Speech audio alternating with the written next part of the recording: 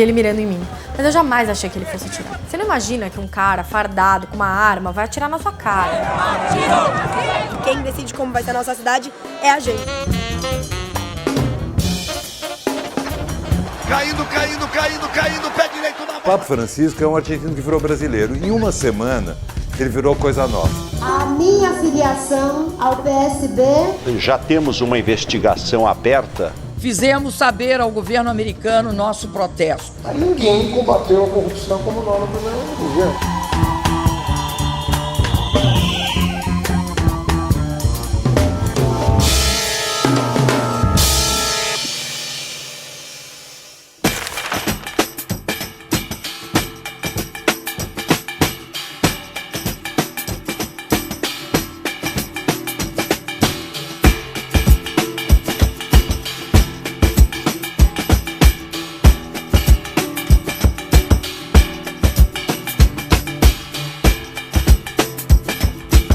Boa noite. A TV Folha de hoje vai fazer uma breve retrospectiva do ano de 2013 e tentar jogar alguma luz no ano de 2014, que começa na quarta-feira. Neste primeiro bloco, eu estou aqui com os colunistas da Folha, Mônica Bergamo e Fernando Rodrigues. Primeiro assunto, junho de 2013 foi marcado por uma série de manifestações, as maiores em décadas no Brasil. Eu vi ele mirando em mim, mas eu jamais achei que ele fosse atirar. Você não imagina que um cara fardado com uma arma vai atirar na sua cara? Uma coisa acontece no meio da canção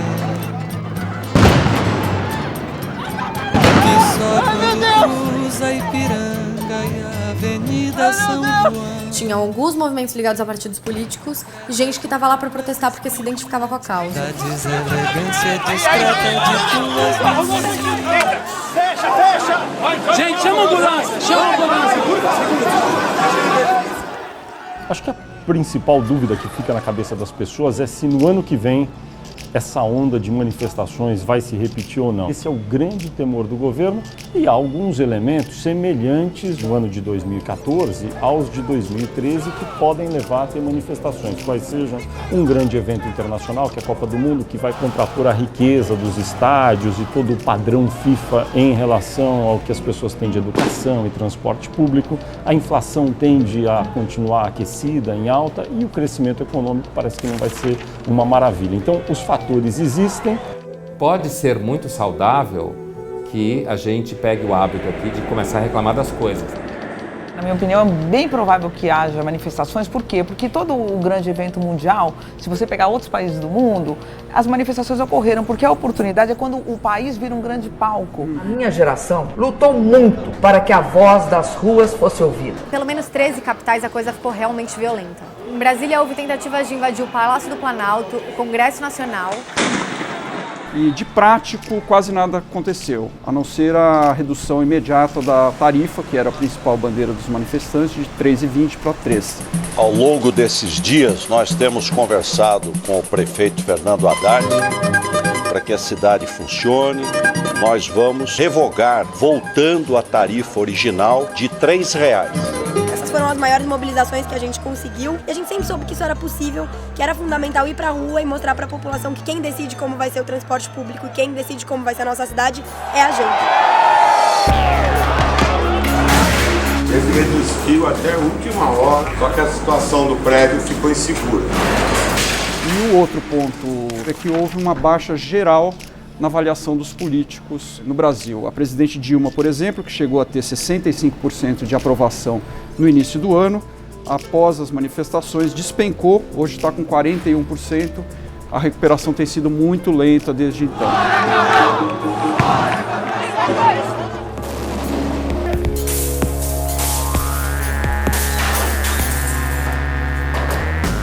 O curioso desse protesto é que ele aconteceu em plena Avenida Paulista contra o governador do Rio de Janeiro. E a Comissão de Constituição e Justiça aprovou a proposta de emenda à Constituição que estabelece o voto aberto para os casos de perda de mandato de deputados e senadores. Os senadores aprovaram um projeto que transforma em hediondo o crime de corrupção. Também rodo para a educação e para a saúde também. Construção de uma ampla e profunda reforma política. Para a construção de 66 quilômetros de corredores de ônibus. Ô, vírus do Ipiranga! Aqui em São Paulo tem uma coisa que eu acho muito curiosa. O prefeito de São Paulo colocou as faixas de ônibus. E a vida da classe média que tem carro virou um verdadeiro inferno. Nos locais onde nós já implantamos, a velocidade média já aumentou em mais de 30%. Sem as manifestações, ele nunca conseguiria fazer essas faixas de ônibus, que é uma política prometida por dezenas de prefeitos. E ele foi e fez, está testando. Nós antecipamos esta meta de fazer ainda em 2013. Agora, no campo da política, a grande surpresa e novidade foi a aliança entre a candidata Marina Silva, que não conseguiu criar o Partido Rede, e o governador de Pernambuco, Eduardo Campos. Muitos cartórios sobrecarregados e com pouca estrutura tiveram dificuldades de avaliar essas assinaturas. Do ponto de vista eleitoral, o Campos tem um percentual de intenções de voto muito menor do que a Marina. Vocês acham que isso pode ser revertido e a gente ter uma mudança no cenário eleitoral ano que vem? Eu acho difícil, porque eu acho que o Eduardo Campos controla a máquina do partido dele. Eu acho que o projeto do Eduardo Campos é ser presidente do Brasil e não tirar a Dilma da presidência da República. Então eu acho que não faz nenhum sentido na lógica do Eduardo Campos, que é a grande oportunidade dele aparecer no Brasil inteiro e de ter o seu nome consolidado numa campanha eleitoral, ele simplesmente dá essa chance para Marina Silva. A minha filiação ao PSB é uma filiação para chancelar uma coligação. É importante dizer também que o ano de 2013 termina com um cenário provável: Dilma Rousseff, Eduardo Campos do PSB e Aécio Neves do PSDB. Esse aqui sabe quem é? Não conhece. Aécio Neves. Parece gente fina, né? Essa aqui, você conhece? Dilma. Bate o pau na mesa. Esse aqui tem os olhos do Chico Buarque, olha que beleza. O Campos, né? Ainda não tenho uma opinião ainda. Não tem opinião sobre ele? Esse aqui jogou na seleção brasileira em 1966. Pelé. Entre esse e esse, qual você votaria? Eu votaria nesse daqui. Nesse aqui? E muito se fala sobre o ministro Joaquim Barbosa, presidente do Supremo Tribunal Federal. Ele nega que vai ser candidato, porém é uma possibilidade. Ele termina o ano de 2013 com 40% das intenções de voto no estado de São Paulo, num eventual segundo turno com a presidente Dilma Rousseff. É um patrimônio que nenhum candidato de oposição conseguiu construir até agora. Eu não tenho a menor vontade de me lançar candidato a presidente da República. Bom, e o outro grande assunto do ano foi o mensalão, né? O STF, afinal, condenou e os principais acusados, a cúpula do PT está hoje presa, José Dirceu, José Genuíno, Delúbio Soares. Vocês acham que isso pode mudar um pouco o comportamento dos financiamentos de campanha? A impressão que eu tenho é que houve uma melhora na cobrança de responsabilidade a respeito de financiamento de campanha, porém o Brasil ainda continua muito longe de ter uma transparência absoluta. Agora a gente vai ter em 2014 uma discussão sobre a reforma política, né? O Congresso provavelmente vai votar uma mini reforma política e uma das propostas é se colocar um teto para os gastos, é justamente eliminar a contribuição para o partido que faz uma maquiagem nessa contribuição.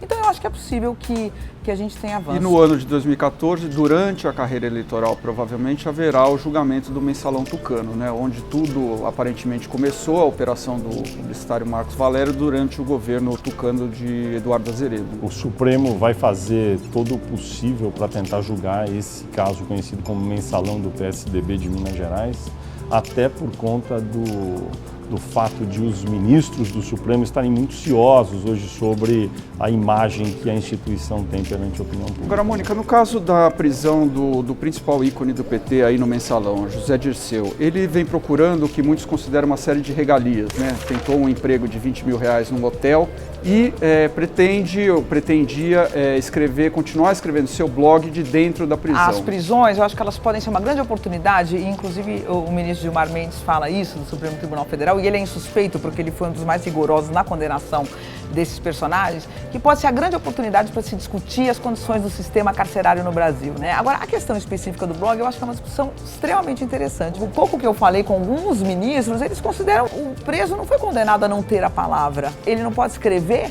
e o que ele está pensando não pode ser divulgado, desde que não incite o crime, desde que você esteja dentro de certo enquadramento. Bom, e o ano de 2013 também foi marcado por uma espécie de perda da inocência, né? Todo mundo é espionado, todo mundo espiona todo mundo. As pessoas estão percebendo finalmente o grande diferença entre a imagem de Obama e a realidade do Obama. Ele aumentou muitas coisas, por exemplo, o sistema de espionagem.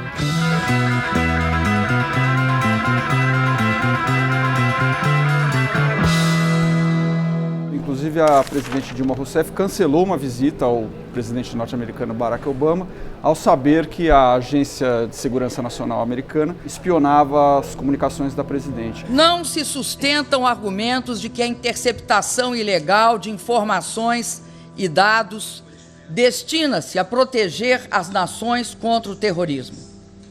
O Brasil, senhor presidente, sabe proteger-se. Em certa medida, do ponto de vista político e de imagem, a presidente Dilma Rousseff tirou a sorte grande, né? Num momento em que ela precisava ter um discurso ali que... O inimigo externo, né? Para ela foi muito bom. E o efeito prático das críticas da presidente, ela foi muito contundente no discurso que fez na Organização das Nações Unidas, é muito limitado, pelo menos no plano imediato ou no médio prazo. Fizemos saber ao governo americano nosso protesto, exigindo explicações, desculpas e garantias de que tais procedimentos não se repetirão. Não haverá grandes consequências, os Estados Unidos continuarão a espionar todo mundo. O que o Brasil precisa fazer é investir em tecnologia da informação. Eles não conseguiram espionar só o Brasil, eles conseguiram espionar a Alemanha, que teoricamente está tecnologicamente avançadíssima. Por falar em privacidade, foi o ano também da polêmica das biografias, né? O Instituto Procure Saber, capitaneado pela Paula Lavigne, ex-mulher do Caetano Veloso, brigou aí para que as biografias não autorizadas não fossem publicadas. Não, na verdade, eu acho que em toda essa polêmica, a única pessoa, me parece, que sabia o que estava falando era o Roberto Carlos. Por quê? Porque o Roberto Carlos tem uma posição clara, muito clara. Ninguém pode ganhar dinheiro com a imagem dele. Os outros entraram um pouco na dúvida, mas é a minha vida, e de repente eles perceberam que o buraco era muito mais embaixo. O Chico Buarque, mesmo numa entrevista para a Folha, falou: eu posso ter errado. E por falar em biografias, o ano termina com a morte do Nelson Mandela. Quando houve o funeral, o presidente Dilma Rousseff convidou todos os ex-presidentes brasileiros vivos. Isso é um fato raro na política brasileira. Mostra um pouco a maturidade da democracia brasileira. Acho isso muito positivo, seria bom que isso ocorresse mais. Outra oportunidade em que a presidente também convidou todos os presidentes foi no lançamento da Comissão da Verdade. Então, de fato, você tem um consenso desses ex-presidentes, mostra um histórico do Brasil de tentar se comprometer, ainda de uma maneira muito precária, em torno desse tema de direitos humanos que o Mandela tanto simbolizou.